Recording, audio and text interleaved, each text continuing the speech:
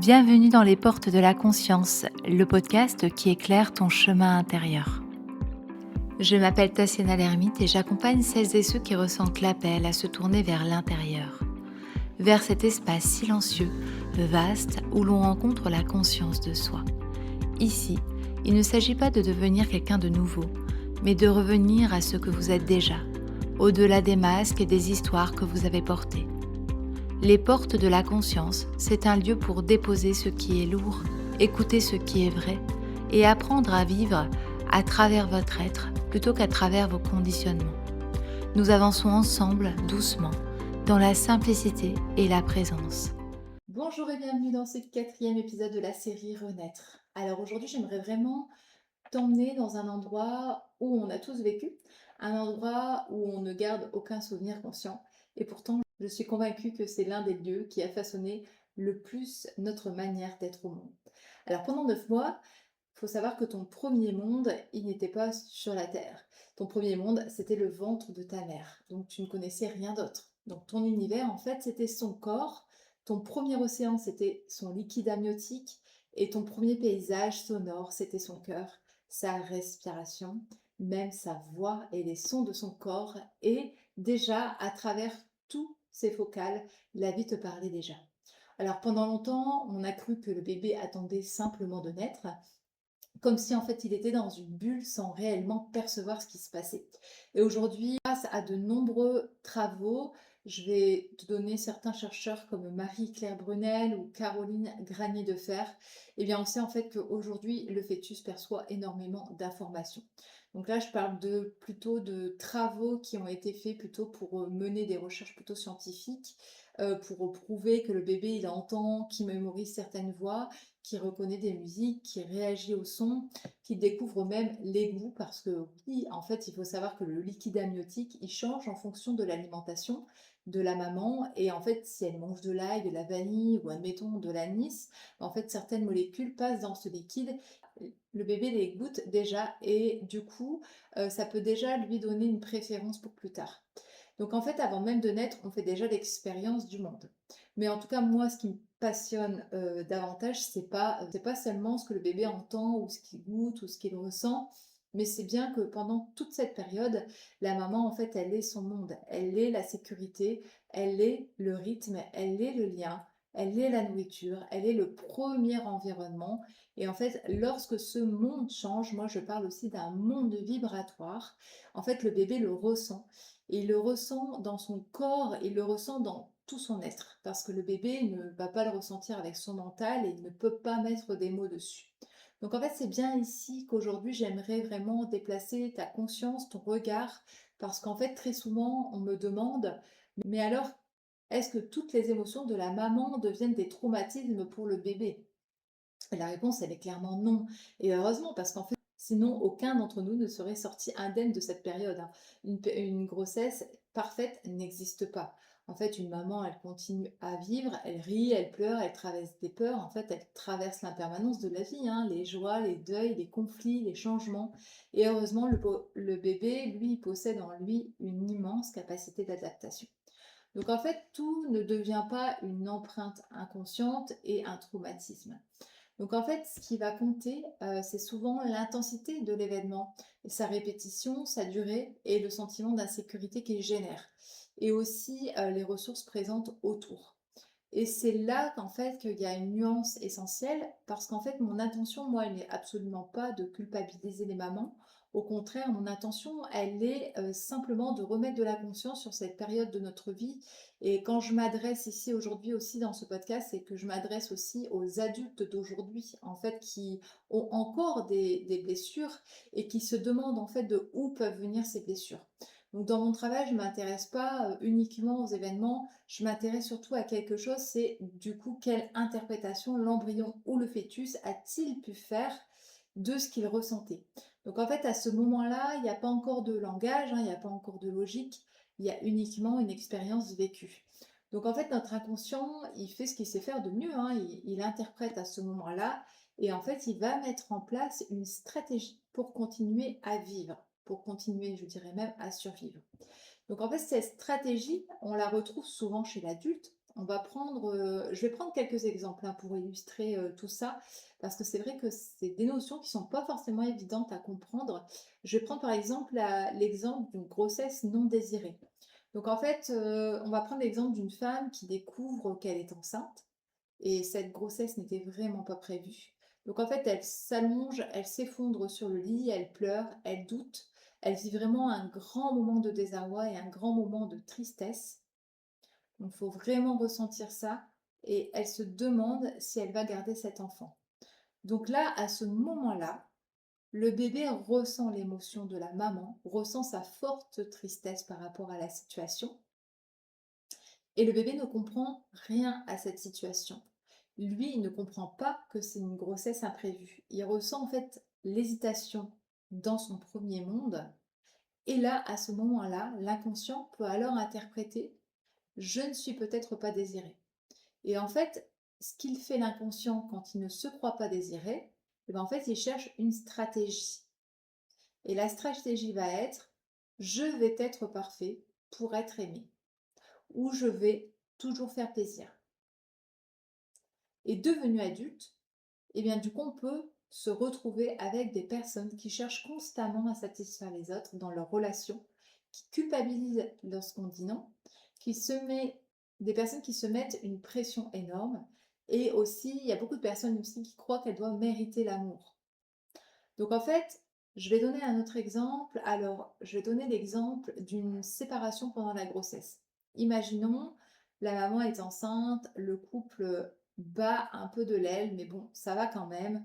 Et d'un seul coup, le couple se sépare. Pendant la grossesse, le père part sans donner d'explication. Le climat devient très conflictuel. Le bébé, lui, il va ressentir l'émotion de sa maman, il peut ressentir l'injustice, il peut ressentir la colère, et il peut ressentir aussi qu'un lien se rompt à ce moment-là. Donc en fait, l'interprétation à ce moment-là, de l'embryon ou de fœtus, c'est que les personnes que j'aime peuvent partir, ou l'amour peut disparaître. L'inconscient cherche alors une solution à ce moment-là. Je vais tout faire pour qu'on ne m'abandonne jamais. Je vais être l'enfant parfait et l'adulte parfait du coup. Je ne vais plus m'attacher pour ne plus souffrir. Et plus tard, on retrouve de la dépendance affective dans les relations, des adultes avec une peur panique de la séparation, une difficulté à faire confiance, et aussi on peut avoir aussi au contraire une immense peur de l'engagement. Bah oui, parce que ça fait souffrir de s'engager, parce qu'à un moment ça peut s'arrêter net. Donc là, il faut bien comprendre que tout ça, ça a vraiment une influence sur nos comportements d'adultes et sur ce qu'on vit, sur les schémas limitants qui nous empêchent d'avancer, qui nous empêchent d'être libres, qui nous empêchent de retrouver notre puissance de vie intérieure. Une maman, par exemple aussi, je vais donner un dernier exemple, une maman qui vit un deuil pendant sa grossesse, donc ça arrive souvent. Moi, j'ai énormément de personnes qui viennent me voir et quand leur mère était enceinte d'eux, elles ont vécu un deuil. Un deuil d'un proche, d'une mère, d'un père, d'une tante, d'un oncle, d'une grand-mère, d'un grand-père, en tout cas de quelqu'un qui avait vraiment quelque chose de très très important à l'intérieur. Donc en fait, la maman, elle perd un proche et le bébé, en fait, lui, bah, à ce moment-là, il baigne dans cette immense tristesse. Il faut bien comprendre que le bébé, il baigne dans le liquide amniotique, hein. Il baigne dans de l'eau, hein. L'eau, c'est vraiment en rapprochement avec la mémoire. Donc il faut bien comprendre ça, c'est hyper important. Je reviendrai un peu plus sur le sujet du liquide amniotique et de l'eau dans lequel on baigne, mais franchement, c'est hyper important de comprendre ça. L'eau, c'est aussi des émotions et c'est un vecteur en fait vibratoire. Donc là, la vie à ce moment-là, ça interprète, donc vraiment là, à ce moment-là, donc il peut interpréter la vie, elle est triste, ou encore je vais porter cette tristesse avec maman pour l'aider, pour la sauver. Et là, il y a une stratégie qui peut prendre soin des autres pour les sauver, où je vais porter leurs émotions. Je dois tout porter, je dois porter leurs émotions. Et arrivé à l'âge adulte, on retrouve souvent des personnes qui absorbent tout, qui deviennent thérapeutes, mais des thérapeutes sauveurs, qui portent les souffrances des autres sans même s'en rendre compte. Voilà, je donne des pistes comme ça, mais effectivement, ça peut être beaucoup plus large, hein. Il y a vraiment plein, plein de choses.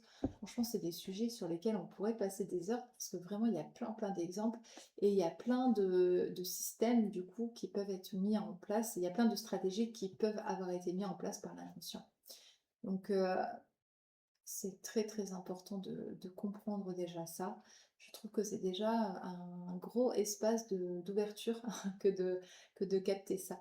Donc, voilà. Donc en fait, chaque stratégie, elle a une fonction. Elle nous a permis en fait de nous adapter, elle a permis à ce que vous puissiez continuer à vivre, de préserver aussi le lien, d'être aimé, de rester en sécurité. Donc le problème en fait, c'est pas la stratégie, le problème c'est qu'elle continue en fait parfois et le plus souvent d'ailleurs à diriger en fait la vie d'adulte. Alors que le danger, lui, il n'est plus là.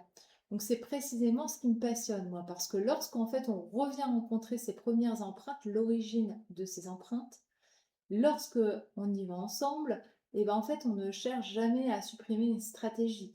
Moi, ce que je cherche bien à vous emmener, c'est d'abord à la comprendre, mais à la comprendre à un niveau vraiment vibratoire. Je ne suis pas du tout sur un plan mental. Donc, il faut bien remercier aussi cette partie de nous qui a fait de son mieux. En fait, aujourd'hui, ce que je cherche, moi, c'est à ce que vous puissiez switcher cette stratégie et du coup, apporter vraiment les ressources nécessaires, apporter une fréquence différente vibratoire, apporter de l'amour, en fait. Parce qu'en fait, c'est toujours un manque d'amour aussi. C'est ça qu'il faut bien comprendre.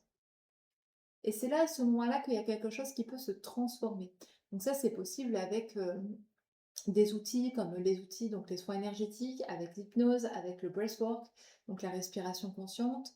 Donc c'est important de comprendre en fait que des outils au service de la conscience qui vont vraiment aider vibratoirement à switcher.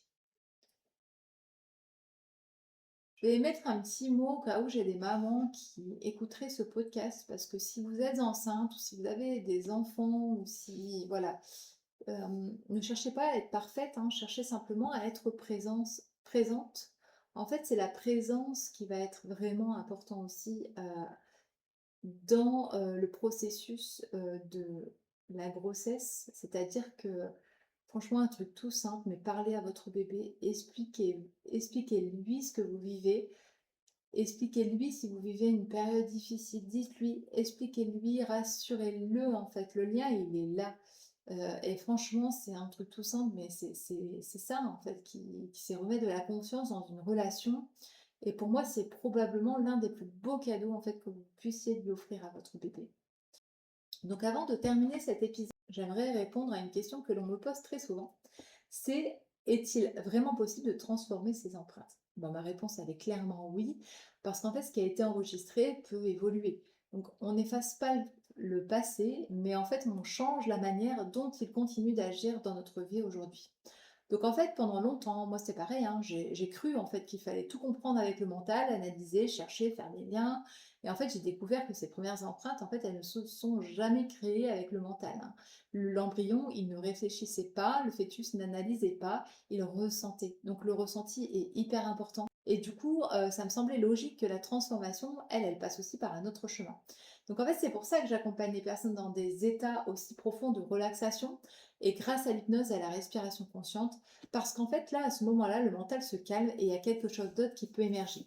Donc en fait, il y a une partie de nous qui n'analyse pas et une partie de nous qui sait exactement. Bon, moi, je l'appelle l'âme, je l'appelle aussi la conscience supérieure, cette partie de toi qui sait. Voilà, j'ai plusieurs mots pour la définir.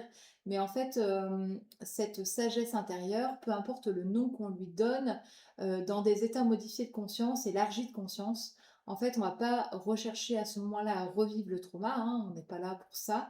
Par contre, on va aller rencontrer l'origine de cette empreinte. Et en fait, très souvent, cette partie de nous qui nous emmène directement là où se trouve la compréhension, eh bien en fait, elle nous emmène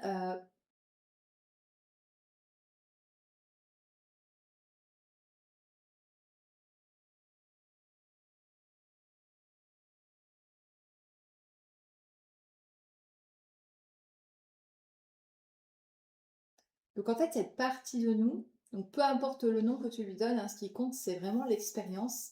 Et dans cet état élargi de conscience, en fait, on ne va pas chercher à revivre un trauma, hein. Moi, ce que je vous emmène à faire, c'est d'aller rencontrer l'origine de cette empreinte.